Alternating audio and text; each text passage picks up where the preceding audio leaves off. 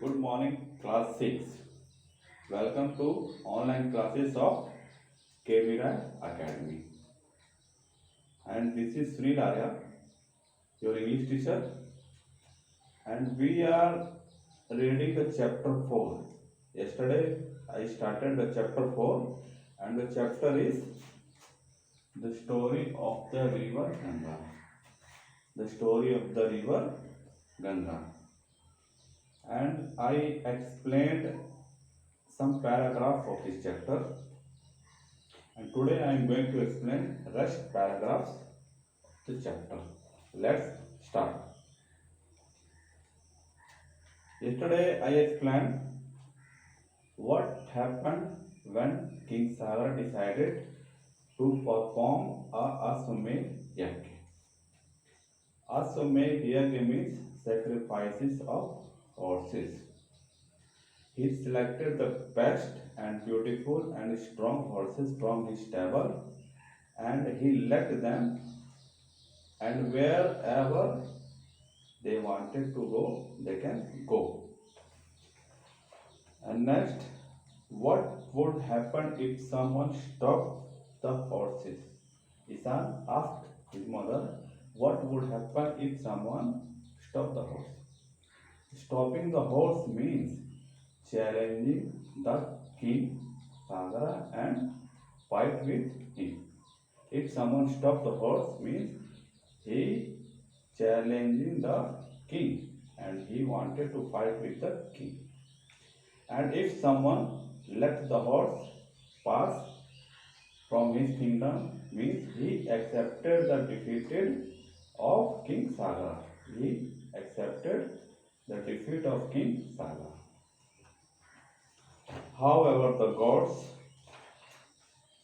were unhappy with the 60,000 son of King Sagar as they were very cruel. As I have explained, the King Sagar has two wives. From second wife, he has 60,000 sons. And they were very bad, they were very cruel, and no one liked them. The god felt the world would be a better place without them. The god thought the earth would be better place without them. So, Indra, the king of gods, he came down to the earth and he disguised him as a demon, and he stole the all horses and hid them. Isan asked, but if Indra stole the horse, how would King Sagara establish his power? Isan asked his mother, if Indra stole all the horses, how could King Sagara establish his power all over the world? The king was very upset. The king was very upset when he heard that someone stole the horses. He called his 60,000 sons to go and find the horse. He called his 60,000 sons and ordered them to go and found the horse. They looked far and wide but could not find the horse.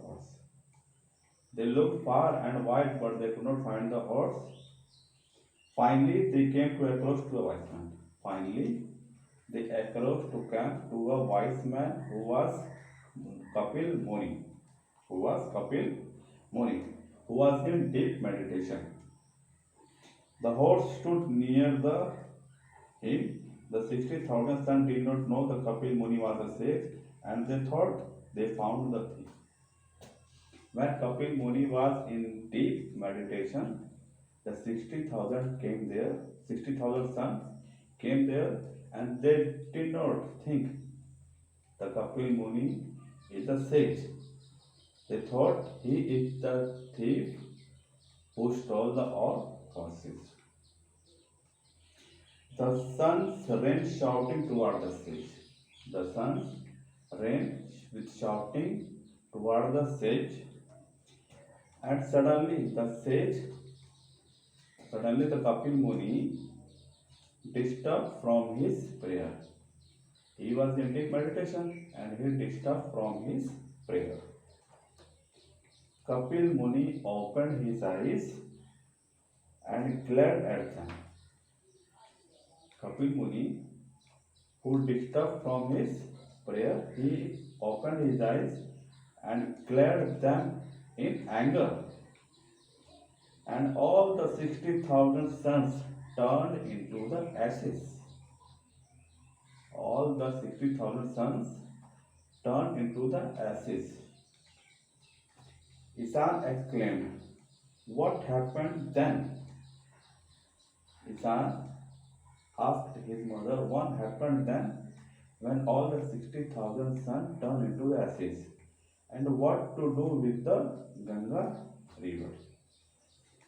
So children, today I have explained some paragraphs and rest paragraph I will explain tomorrow because it is so long and you have to read this chapter at home, and you have any query you can call me.